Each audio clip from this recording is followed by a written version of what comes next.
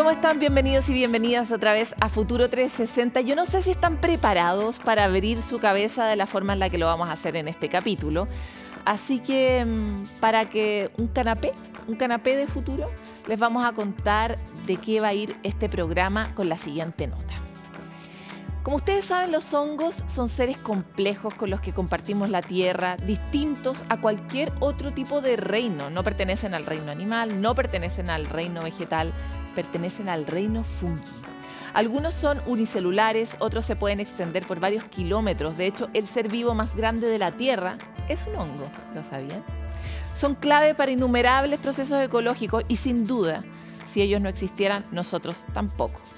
Dentro nuestro viven muchos hongos que no nos hacen mal, sino que sostienen nuestra vida. Sin embargo, no están, por supuesto, ajenos a amenazas a las que nosotros mismos hemos generado, a la crisis climática. Y es por esto que el Festival Científico busca difundir la relevancia de los hongos en todas sus dimensiones. El festival se llama Reino Fungi y Francisco Verdejo se adentró en el hermoso universo de los hongos y nos trae las novedades.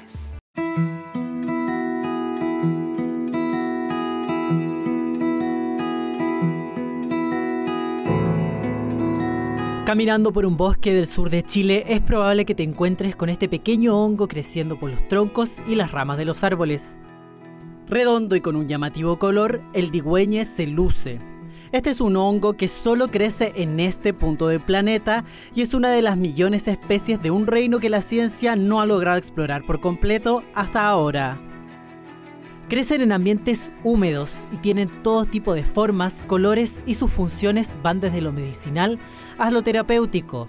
Es un alimento, descompone desechos orgánicos, absorbe dióxido de carbono e incluso extiende sus raíces miles de kilómetros bajo tierra para conectar árboles y plantas entre sí. Los hongos son los grandes recicladores de la naturaleza y los conectores de organismos entre sí dentro de ecosistemas terrestres principalmente. Algunos de ellos forman estructuras subterráneas llamado micelio. El micelio es una red microscópica de filamentos llamadas hifas y son el cuerpo de los hongos que nosotros a veces vemos en el suelo del bosque o sobre madera. Una especie resiliente que en nuestro país crece en lugares como el desierto más árido del mundo, así como en bosques subantárticos. Pero acciones humanas como la destrucción de ecosistemas y la crisis climática ponen al reino fungi en peligro.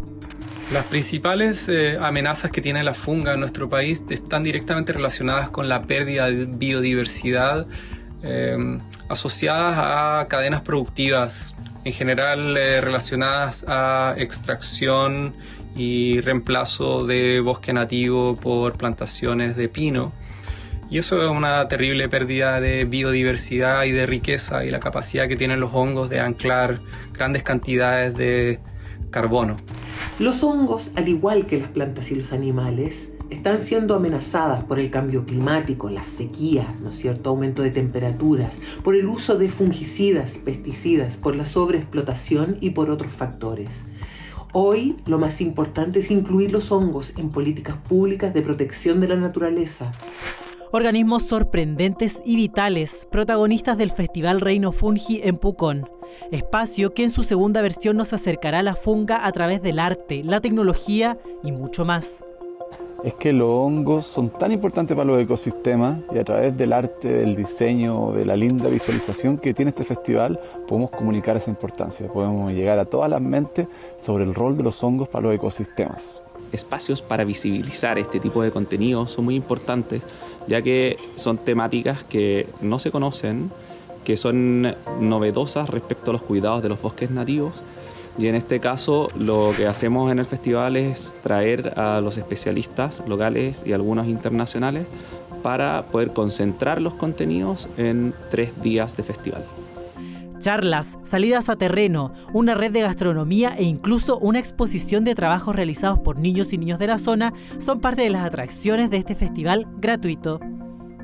Hemos trabajado aproximadamente un mes con 9 escuelas de la zona con apoyo de la Fundación Fungi y el Currículum Fungi, donde los niños y niñas han tenido la oportunidad de tener actividades en aula, salidas al bosque y también culminar su participación con una exhibición de obras plásticas en el mismo festival este 12, 13 y 14 de mayo.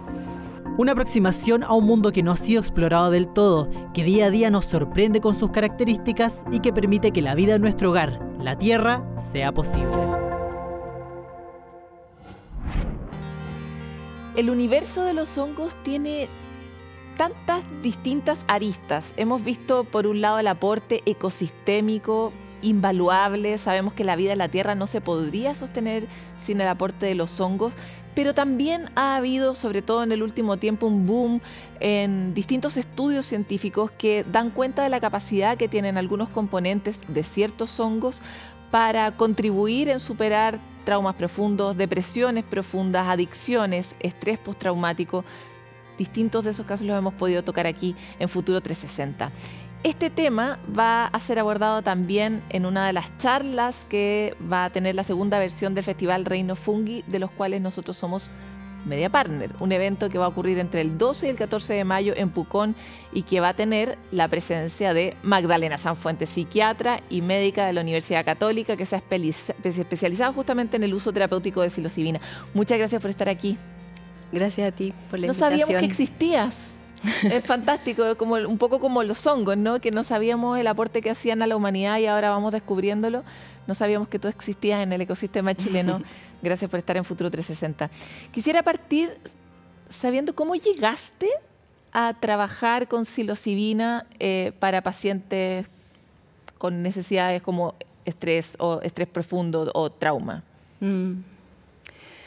A ver, fue un camino bastante casual porque yo trabajé en adicciones durante 9 años en un consultorio de salud mental y ahí tocaba compartir con un equipo el desafío de acompañar personas que estaban en procesos, sobre todo mujeres, en procesos de salir de adicciones severas, a veces policonsumo, que se mezclaban distintas sustancias y desde alguna época nos empezó a llegar personas que también consumían sustancias ilegales, pero parecían obtener ciertos beneficios y asociados a un particular uso de esta sustancia. Y en la consulta privada también, a casi todos los clínicos, terapeutas y psiquiatras nos ha tocado recibir cada vez más personas que están en esta búsqueda de salud mental, en que han elegido acercarse a estas posibilidades nuevas. Y en principio tuvimos como una postura recelosa, lo conversábamos mucho con los colegas. Son tratamientos que en Chile todavía no son legales, entonces, ¿cómo podemos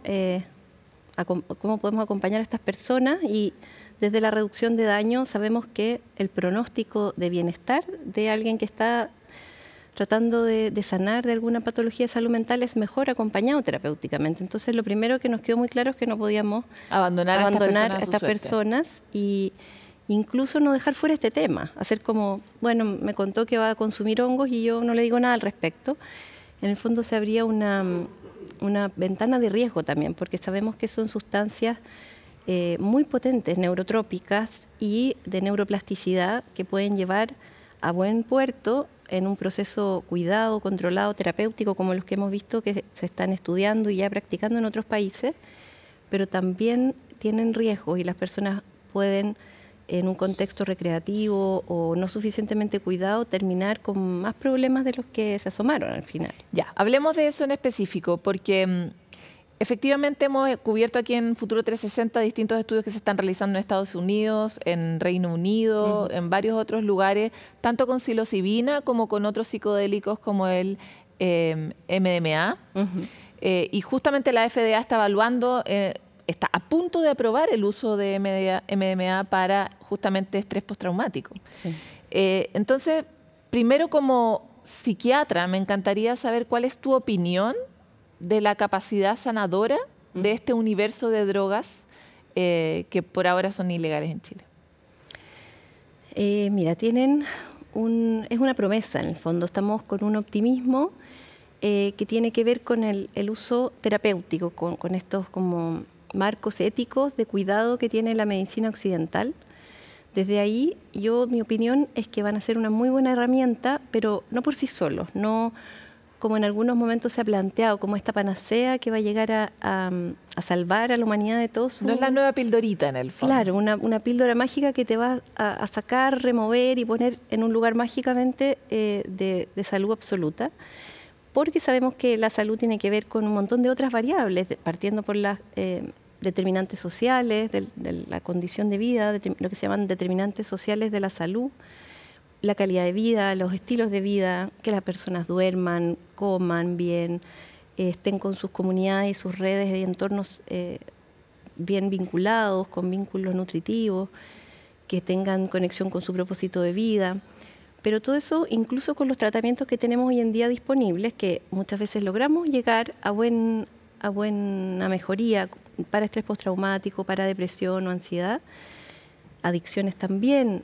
Hay un porcentaje de personas que se mejoran con los tratamientos que hasta ahora tenemos disponibles, pero hay un alto porcentaje que no.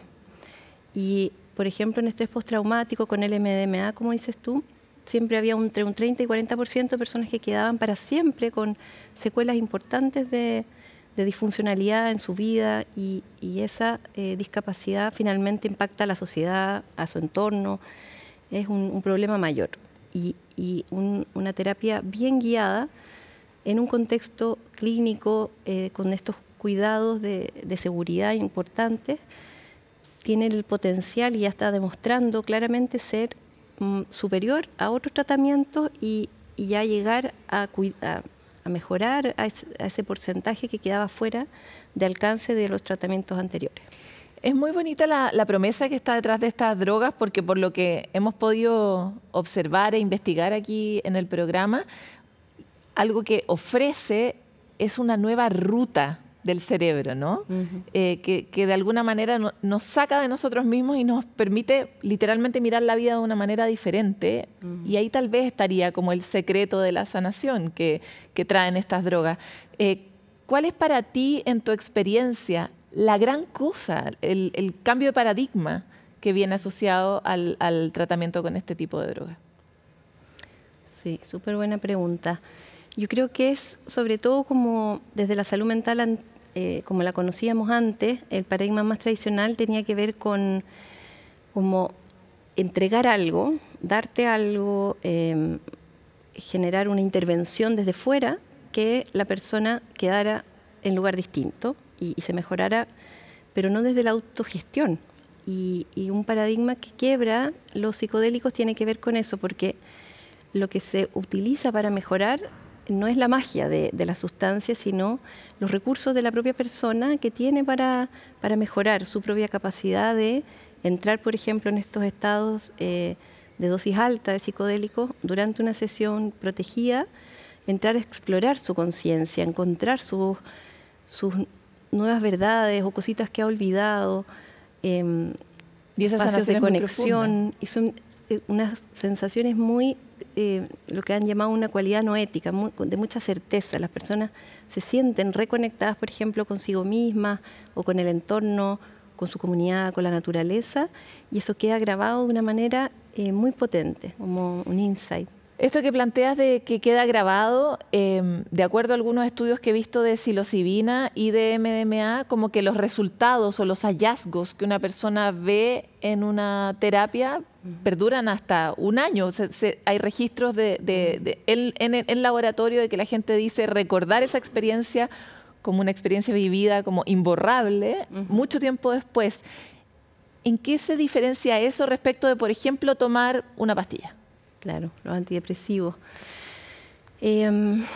Bueno, tienen varias diferencias en eso mismo que tú decías, como el modelo clásico era tomar un medicamento todos los días, por varios meses, a veces por año. Que te apacigua. Que aplaca, como que aplaca los síntomas. Y los síntomas siguen ahí, los orígenes de los síntomas siguen estando ahí y requieren de estos remedios que estrechan un poquito el rango emocional. Los antidepresivos, en el caso de los diagnósticos que ahora se está viendo que sirven los psicodélicos, los antidepresivos era lo mejor que teníamos antes, con a veces estabilizadores del ánimo, otros remedios que tenían hartos efectos adversos, todavía lo estamos usando y no permiten ir a la raíz, entonces muchas veces es difícil retirarlo. tanto por los síntomas de descontinuación propios que tienen, como porque no ha llegado todavía de fondo a estar tranquilo una actividad del sistema de amenaza, que es un área de nuestra mente que controla la conducta, los pensamientos. Y si sigue estando activo el sistema de amenaza, al retirar los medicamentos se vuelven a activar los síntomas. Entonces, esa es un poco la comparativa con esto otro que viene a hacer sesiones de preparación terapéutica, 1 o 2 sesiones únicas, en el caso de la psilocibina, que es la de los hongos, psilocibes, con eso se ha trabajado en los estudios. Con la psilocibina viene a 2 sesiones intensivas, preparación antes, acompañamiento durante, seguimiento y acompañamiento de las sesiones también y de terapia posteriormente. En ese contexto, las personas quedan libres después de fármacos. Es como mucho más acotada la intervención en el tiempo y más profunda, al parecer, en lo que ha logrado movilizar. Hay un estudio clínico muy bonito que compara el escitalopram con la psilocibina, y ahí lo que se vio es que en términos de las escalas que usaron para medir, que es el QID score, no hubo tanto cambio.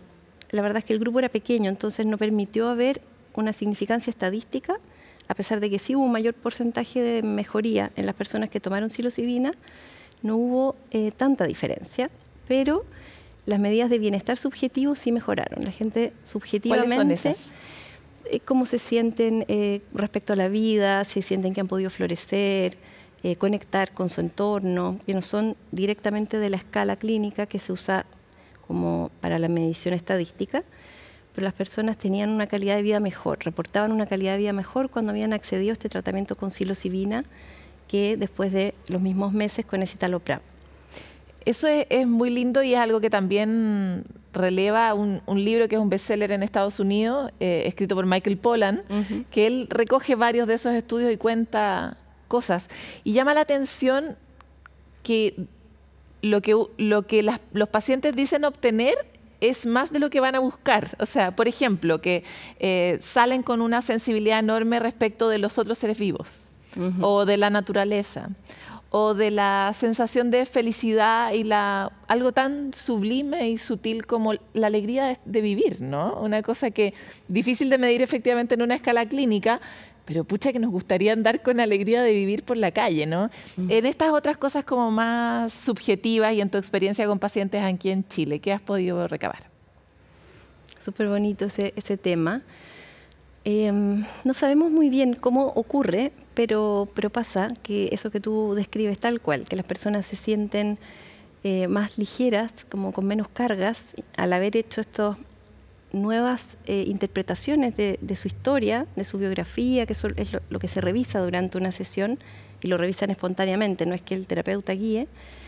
Las personas logran sentir que ya no cargan con tantos dolores, tantas historias difíciles, y eso permitiría estar menos en la mente rumiante que le da vuelta al pasado y mucho más en el presente, estar más atento a las conversaciones, a las sensaciones que están ocurriendo, y como te digo, no sabemos bien cuál es el mecanismo, pero termina pasando que las personas reconectan más con su comunidad, vuelven a revisitar sus vínculos con esta mirada más ligera, de más libertad, y no tan basada como en modelos que ya se venían repitiendo internamente de lo que yo espero que me voy a encontrar.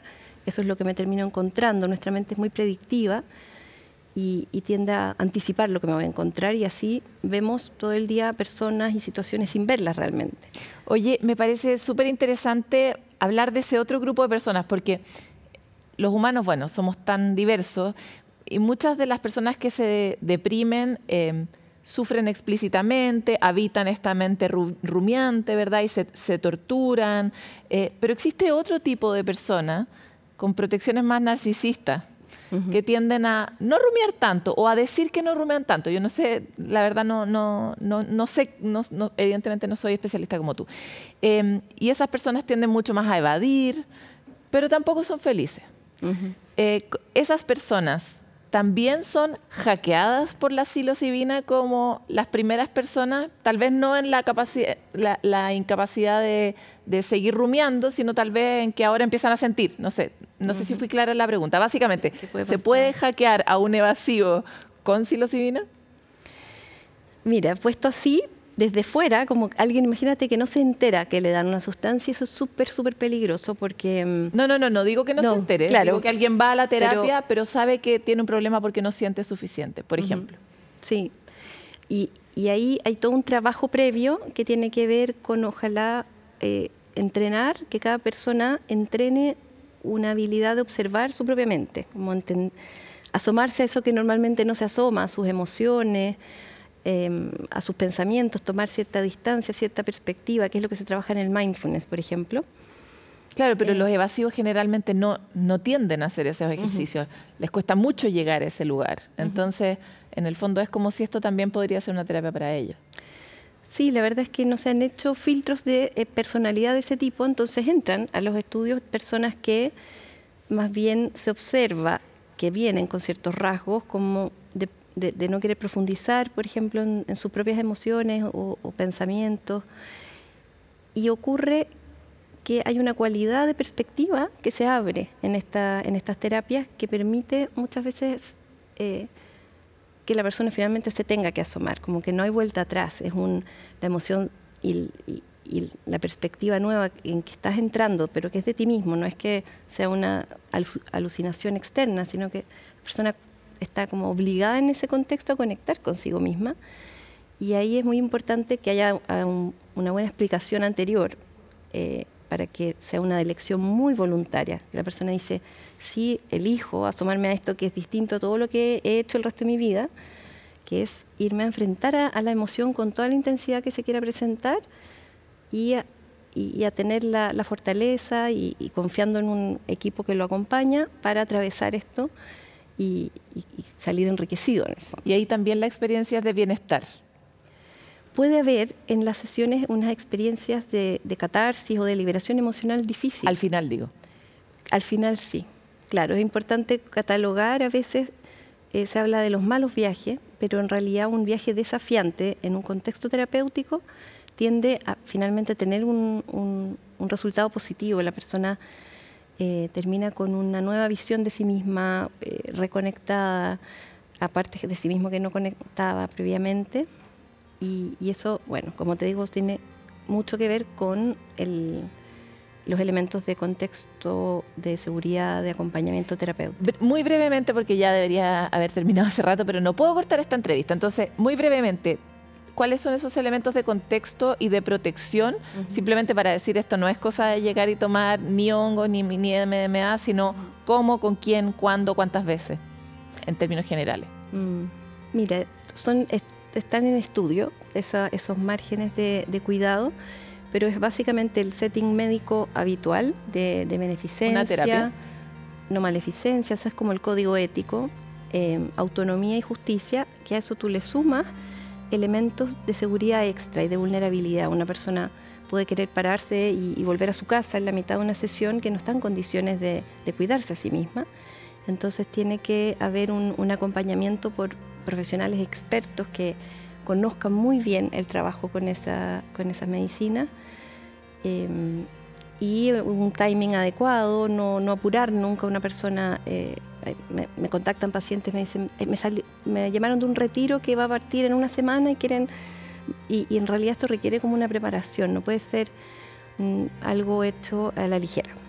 Perfecto. Te queremos dejar invitada desde ya a otra entrevista porque se nos quedan muchas preguntas pendientes, pero tenemos que terminarla y te quiero agradecer por haber estado aquí en Futuro 360. Muchas gracias a ti. Es una nueva era de la medicina. Hay muchos que plantean que realmente podría haber un antes y un después con todos los estudios que se están realizando en este campo. Sabemos, lo vemos también en otro programa que hacemos aquí también en CNN en Chile, que las personas estamos sufriendo mucho y que tenemos muchos problemas con distintos orígenes. Muchos de ellos tienen que ver con nuestras roturas comunitarias, con nuestras historias personales o con experiencias traumáticas graves que a muchos les ha tocado vivir. Y por lo tanto es tan interesante ver cómo de la mano de esta nueva cadena de drogas podríamos estar mirando de otra manera la medicina y tener tal vez soluciones un poco más definitivas. Ustedes los dejamos invitados a este festival que se va a realizar y del que somos Mediapan, los vamos a estar comentando todo y vamos a una pausa y volvemos con más.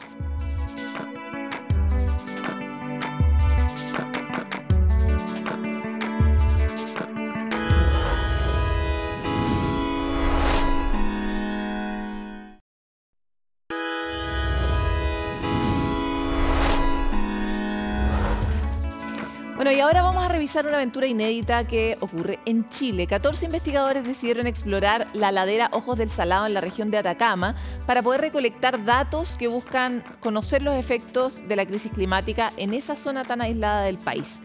¿Qué encontraron? Camila Eguía tiene las respuestas.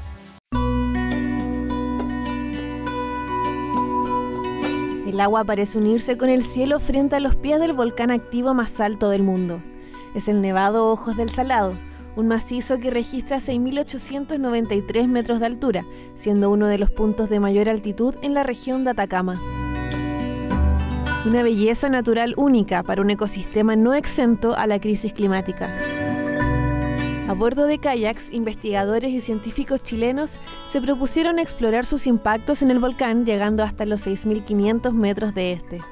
Uno de los primeros hallazgos en el lugar es la extrema aridez presente en la zona, que comprende la punta de Atacama o techo de América. Las condiciones de aridez reinantes en la zona lo transforman en importantes indicadores del efecto del cambio climático sobre los glaciares y reservas de hielo, así como en los recursos hídricos asociados. ¿Cómo se van a determinar los impactos de la crisis climática? El equipo instaló sensores que podrán validar datos satelitales que permitirán volver atrás en el tiempo y entender mejor la dinámica climática desde los años 50, para de esa manera proyectar la respuesta ambiental de este sector frente a escenarios de cambio climático. Los datos revelan las características frías de la zona y cómo los ciclos de descongelación estacional juegan un rol importante en el aporte de recurso hídrico. Por eso la histórica expedición también logró descargar datos de sensores de temperatura de suelo y aire instalados hace 5 años en la ladera del volcán. También hemos podido comenzar a entender el desarrollo de algunas lagunas temporales y cómo el cambio climático actual está generando una disminución de estos cuerpos de agua. Pese a su lejanía y aislamiento, esta es una zona que, al igual que gran parte del país, comienza a sufrir las consecuencias de escasez hídrica en altura. Según el Inventario Público de Glaciares 2022, la región de Atacama cuenta con 863 glaciares, siendo la sexta del país con mayor número de estas formaciones. De allí se explica su gran presencia de permafrost, más conocido como suelo congelado, el que según estudios de la Universidad de Atacama representan el 97% de las reservas de hielo en la región. La cuenca del Salar de Maricunga y del volcán Ojos del Salado se está empezando a proyectar como un punto estratégico para el monitoreo del cambio climático, desde una perspectiva multidisciplinar y multisectorial, para poder tener el mayor conocimiento posible sobre la zona. La presencia de agua y vida en esta zona lo transforman en un importante indicador de los efectos del cambio climático. Se trata de una aventura extrema en un sector desafiante y poco explorado, el que incluso pretende conocer cómo reaccionará la criósfera, estas capas de hielo como glaciares o permafrost en la región frente a los cambios climáticos. Todo se materializa con la nueva infraestructura del primer laboratorio en altura de la región de Atacama, que permitirá desarrollar investigación, innovación y transferencia tecnológica en diferentes áreas de investigación en altura geográfica, como salud, minería y medio ambiente. Por ahora, el equipo de investigación continuará con la descarga de datos, que estarán disponibles en revistas científicas del área de la criósfera, y esperan instalar más sensores en otros puntos del volcán.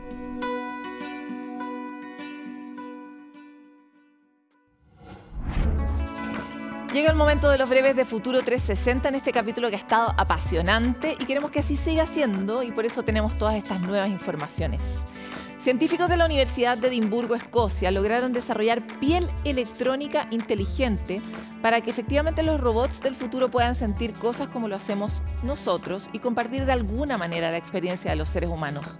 Los doctores Jung-Yi Yang y Francesco Giorgio Sergi crearon una tecnología en base a sensores, los que conducen una respuesta de movimiento del robot gracias a microcanales formados por metales líquidos. Así los sensores pueden replicar la capacidad que tenemos los humanos, los seres vivos, de sentir o percibir nuestro propio movimiento corporal, lo que se denomina propiocepción, e incluso genera respuestas a los estímulos expuestos que pueda sentir el robot en su piel entre comillas, claro. Algo muy parecido a nuestro sistema nervioso. Estos científicos son los primeros en realizar algo así, lo que nos tiene cada vez más cerca de que los robots de alguna manera repliquen las características humanas. ¿Qué vendrá después? Cirujanos de los hospitales de Boston Children's y Brigham and Women's en Estados Unidos lograron realizar una cirugía cerebral a un feto por primera vez en la historia de la medicina. Todo esto porque el feto tenía una malformación de la vena galeno, la que afecta alrededor de 1 de cada 60.000 recién nacidos, los que previamente se encuentran protegidos gracias a la placenta y la membrana del útero.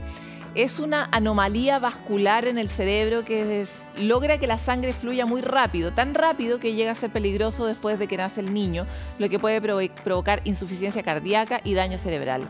Con la ayuda de una ecografía, los doctores utilizaron una técnica llamada embolización, la que bloquea la vena y ayuda a que la sangre se coagule y así no fluya excesivamente. El bebé en que se realizó esta operación nació y evolucionó bien. Tras el hito clínico, los médicos aseguran que aún no pueden implementar este tipo de operación de manera masiva, pues restan muchos riesgos por analizar, pero definitivamente es un paso adelante para encontrar una solución a este problema. Bueno, y seguimos con el tema de la energía porque ya nos metimos en Futuro 360 en esta materia y necesitamos profundizar. Siguen ocurriendo cosas. Porque el segundo mayor actor solar y eólico del país, el grupo Mainstream Renewable Power, asegura estar atravesando un escenario complejo en términos financieros. Desde que el grupo internacional se instaló en Chile, argumentan que hoy la razón principal de sus problemas es el inadecuado diseño del mercado eléctrico chileno, el que no permitiría un desarrollo extenso y concreto de las energías renovables. Este panorama les ha impactado a través del incremento en sus costos y la pérdida importante de dinero por deterioro de activos. Reclaman además que la infraestructura de transmisión es todavía escueta y sin embargo fue prometida en un momento de capturar inversiones extranjeras para poder estimular este sector en el pasado y que además falta un sistema de almacenamiento que permita entregar flexibilidad al sistema eléctrico. En este sentido buscan o piden modificar el reglamento de pago del mercado marginal con el fin de que éste incluya el costo por mínimo técnico de las empresas termoeléctricas. Esto que le estoy diciendo suena espantosamente críptico, pero sale explicado con peras y manzanas en el último especial de energía que hicimos aquí en Futuro 360, que se los recomiendo profundamente, no solo porque lo hicimos nosotros, sino porque es un sector muy difícil de comprender. Estas inquietudes fueron planteadas al ministro de Energía, Diego Pardo, por parte de un grupo que en Chile tiene activos por más de 2.300 millones de euros, por lo que su pérdida o quiebre no es una noticia que nos debiera dejar indiferentes.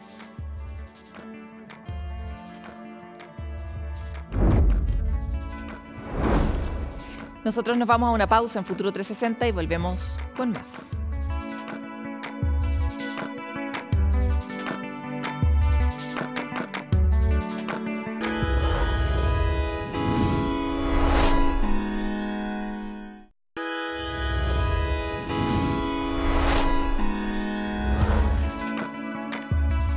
Como ustedes saben, la exploración espacial es un problema complejo, pero cuando pensamos en la complejidad del asunto, nos imaginamos el problema, por ejemplo, de mandar un cohete, de sacarlo de la Tierra, etc. Pero hay muchas cosas y dimensiones de este problema que son importantes de resolver si es que queremos realmente llegar a Marte.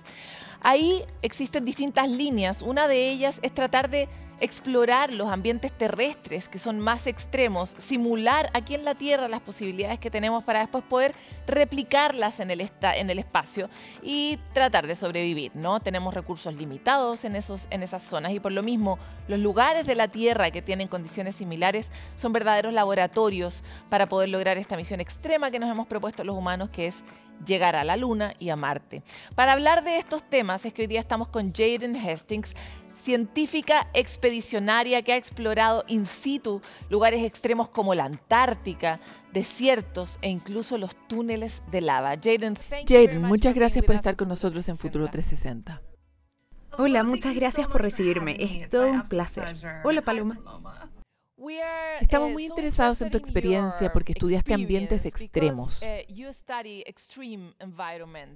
¿Por qué crees que esto es importante para la humanidad?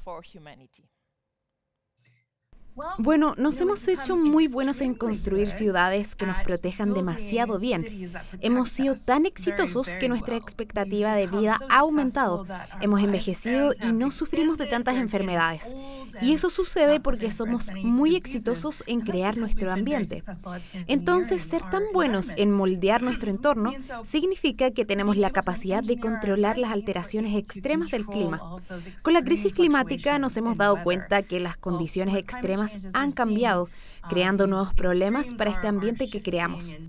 Así que personalmente estoy muy interesada en la vida de los extremos. La vida próspera en cualquier condición que encontremos en la Tierra. Hemos encontrado vida resucitando en la criósfera, del suelo congelado que se está derritiendo debido al cambio climático. La vida pasa por una especie de sueño profundo por un largo tiempo hasta que resucita cuando las condiciones vuelven a ser óptimas. Estoy intrigada por lo que es posible en todos estos ambientes extremos, porque los humanos nos hemos puesto muy cómodos en el ambiente que hemos creado.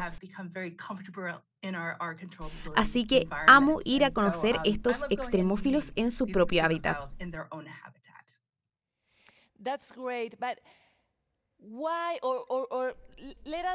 Eso es genial. Cuéntanos sobre los seres más extremos que hayas conocido en tus viajes. No sé, ¿qué tipo de personajes podemos conocer si es que vamos hacia tu investigación?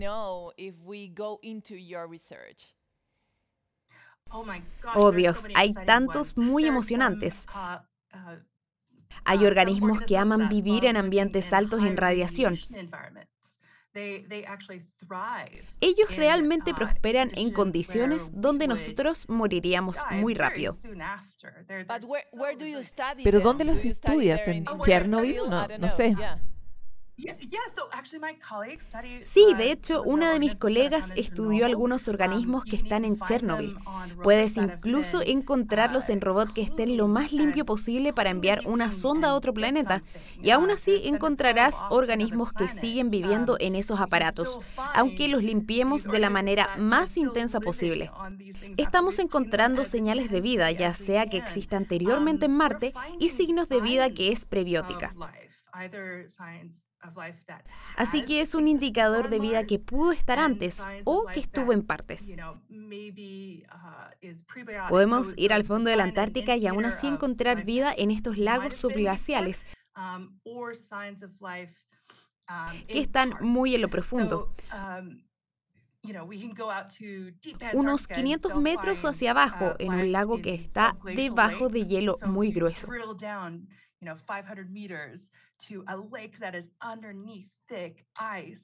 Y aún lo puedes encontrar lleno de vida que se desarrolla muy bien en este ambiente.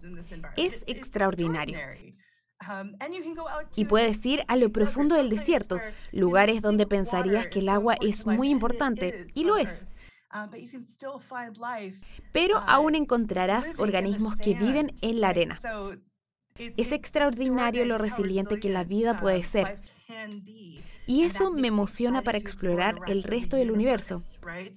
Puedes encontrar organismos donde sea. Tenemos planes muy serios de ir fuera de la Tierra. Queremos volver a la Luna y finalmente ir a Marte.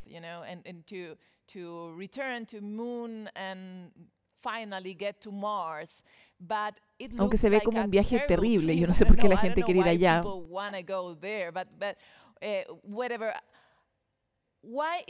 ¿Por qué es importante estudiar estos organismos aquí en la Tierra si es que queremos ir a Marte? Quiero decir que ir a Marte nos ayuda a entender mejor cómo es la vida aquí en la Tierra. Somos primos separados por billones de años. Así que cualquier tipo de vida o rastros de vida anterior que estén allí, estamos relacionados con cualquier cosa que se haya formado aquí en la Tierra.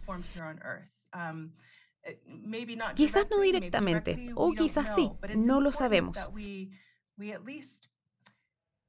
Pero es importante que nosotros sostengamos nuestra curiosidad y entendimiento sobre la formación de la vida. Encuentro que hay un significado muy profundo en eso. Estoy muy curiosa al respecto. Pero tampoco estoy muy poco satisfecha en recibir como respuesta, ok, eso es todo, lo entiendo. Hay mucho más que entender. Entonces, tratar de llegar a Marte nos tomaría una resiliencia excepcional por parte de los humanos. Tendríamos que hacer una ingeniería de alto nivel para sobrevivir este viaje, que tomaría entre 8 meses en cada camino si es que somos rápidos. Y en un pequeño espacio, en un vehículo espacial que no es muy cómodo si le preguntas a cada astronauta que haya vivido en la Estación Espacial Internacional o cualquier estación. Luego, cualquier cosa que tengan que hacer mientras estén en Marte y finalmente volver. Es un viaje de al menos 1 año y medio si es que no 2, probablemente más si es que se quedan en Marte. No solo es un largo viaje que es muy desafiante, pero también hay un nivel mayor de radiación, hay menos luz. Gravedad. Vitamina D que absorbemos del Sol.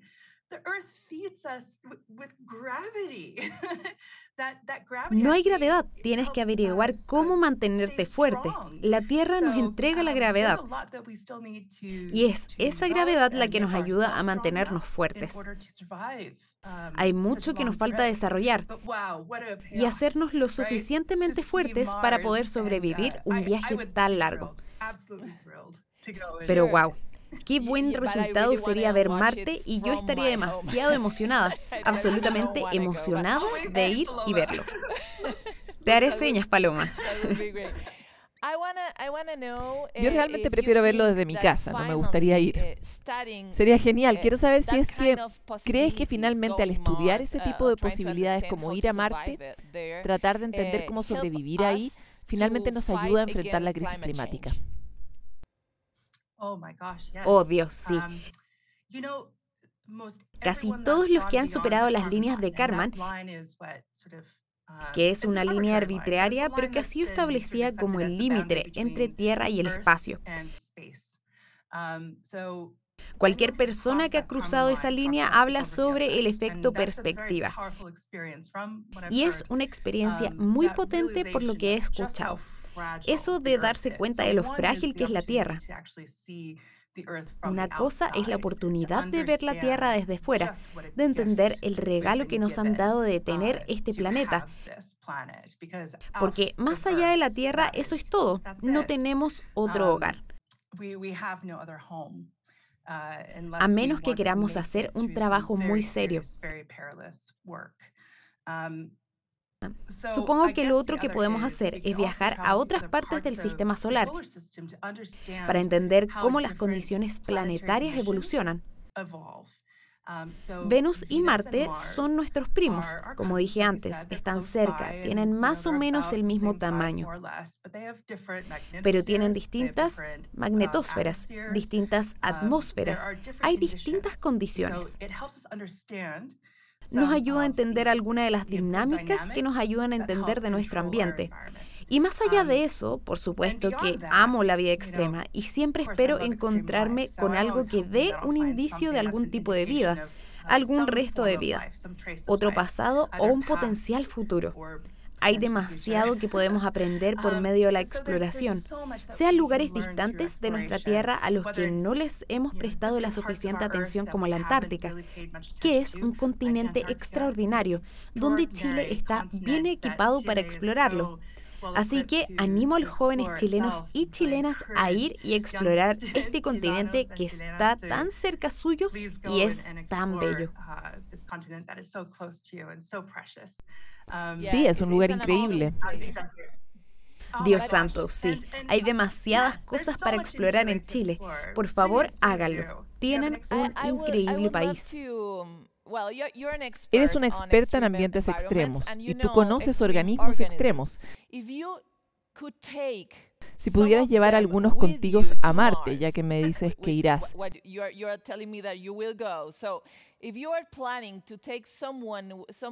¿qué tipo de organismos elegirías para ir contigo y por qué?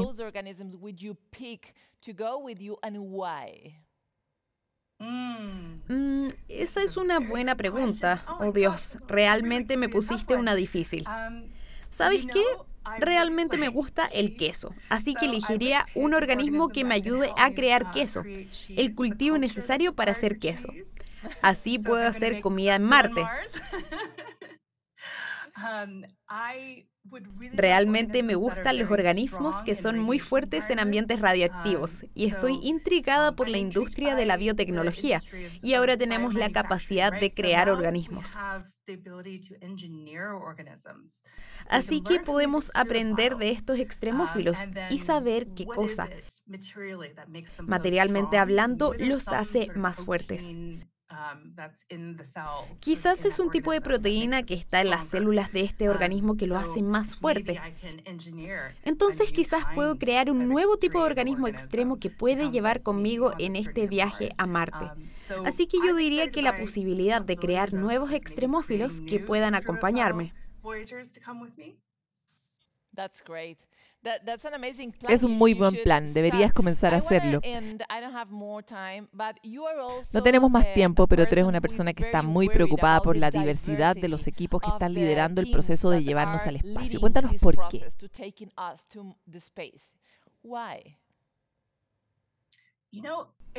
¿Sabes qué? Está basado en la naturaleza. La naturaleza homogénea se vuelve peligrosa. Si tienes una naturaleza que es igual, si tu ecosistema es demasiado uniforme, estás en riesgo de mayor peligro. Si algo sale mal y esa cultura colapsa, es el fin. Los equipos diversos ofrecen más experiencia para disminuir el riesgo. Te ayuda a ser más resiliente como equipo, reduce los sesgos en ciertas condiciones. Si tú no te has enfrentado a algo y el resto de tu equipo no ha pasado por nada como eso antes, son débiles como equipo. Necesitas un equipo fuerte que tenga una diversidad de experiencias personales o profesionales. Las experiencias son de todo tipo y aquí es donde los exploradores humanos son importantes, porque tenemos una intuición que se ha construido a lo largo de nuestras vidas. Entonces, los más diversos que podamos hacer nuestro equipo, seremos más resilientes y hábiles para adaptarnos a nuevas experiencias a las que nunca nos hemos enfrentado. Nos ayuda a imaginar cosas con las que nunca hemos encontrado colectivamente, que tienen sus raíces en equipos diversos. Por eso soy tan apasionada en equipos diversos. Es mucho más que algo políticamente popular. Es importante para la supervivencia y para hacernos más fuertes como grupo. No es algo simplemente bueno de hacer por razones de justicia, sino porque tenemos que sobrevivir. Y eso es un gran desafío. Muchas gracias por estar con nosotros en Futuro 360. Nos encantaría tenerte otra vez aquí entre nosotros. ¿Podemos recibirte otra vez? Cuando quieras, por favor, por favor.